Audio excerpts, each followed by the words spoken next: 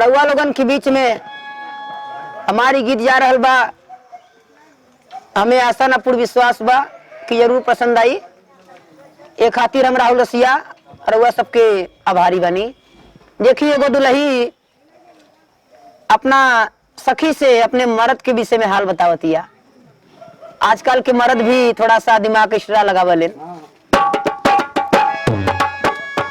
ओ खतात दैया लेबिन चूस देख चाटेला।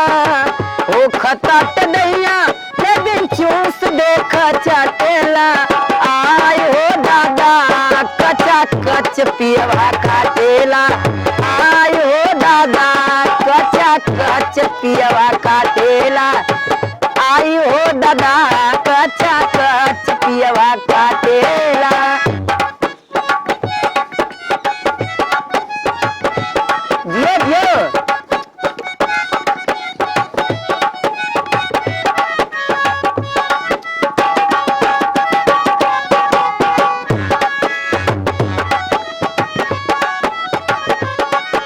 औरतिया कहतिया का कहे रात दिन पिया ताटे शराब अउरी गाजा।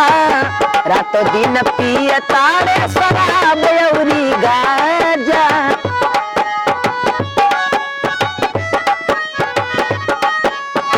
हमरा के गोरी सुना हमसे जानी बाज। हमरा के गोरी सुना कहे जानी बाज।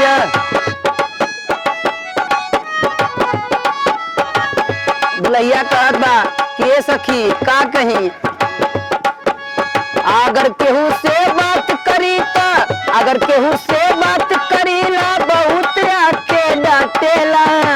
केहू से हम बात करीले हमरा आके डांटेला।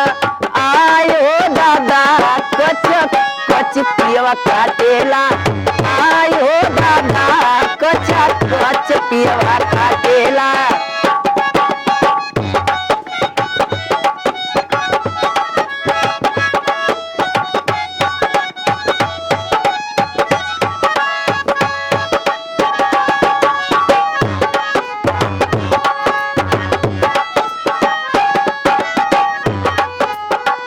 औरतिया कहे हमारा संग शादी भइल करम फूटी गईले। हमारा साथ शादी भइल करम फूटी गईले।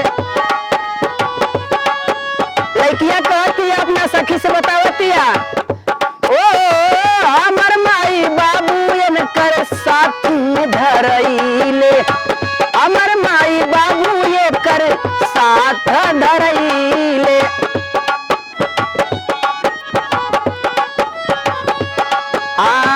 रोज रोज पी के आवे लाठिए से। रोज रोज पी के आवे लाठिए से साटेला। मतलब भोजपुरी में बोला तानी ये हम भोजपुरी में बोला तानी हमारे कवि की लेखनी है। रोज रोज पी के आवे लाठिए से साटेला।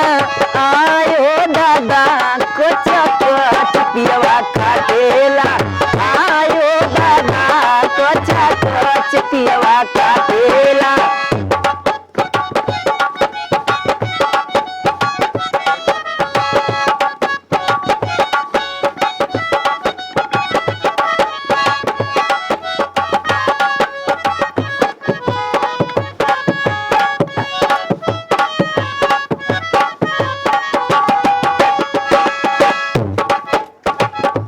और कहे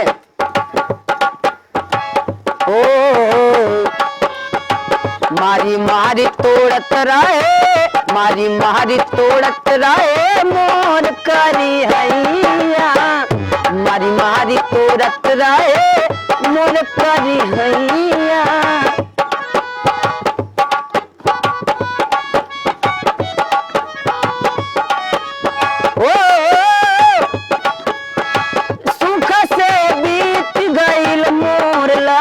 कैया सुख से बीत गईल मोर लड़ी कैया। का कहिए सखी सखी औरतिया बतावत या का कही है सखी, बड़ा दुर्दशा बा, बड़ा दुर्दशा हो और मार मार के करिया तोड़ दिले बा। और फिर भी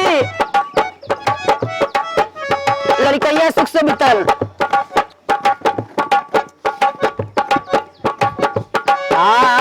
राहुल रसिया देवरा खाली, राहुल रसिया देवरा खाली, ओ राहुल रसिया देवरा ले बिन चूस नियर चटेला, राहुल रसिया देवरा ले बिन चूस नियर चटेला।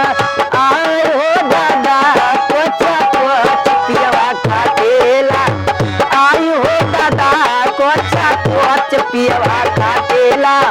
हो खताटे दैया ले बिन चूस देखा चाटेला, हो खताटे दैया ले बिन चूस देखा चाटेला। आयो दादा कोचा कोच पियवा खाटेला, आयो दादा कोचा कोच पियवा खाटेला, आयो दादा कोचा कोच पियवा खाटेला, आयो दादा कोचा कोच पियवा खाटेला। रउआ लोगन के बीच में हमारा गीत गयल। अगर अच्छा लगी लाइक सब्सक्राइब दोनों करी हन। Thank you.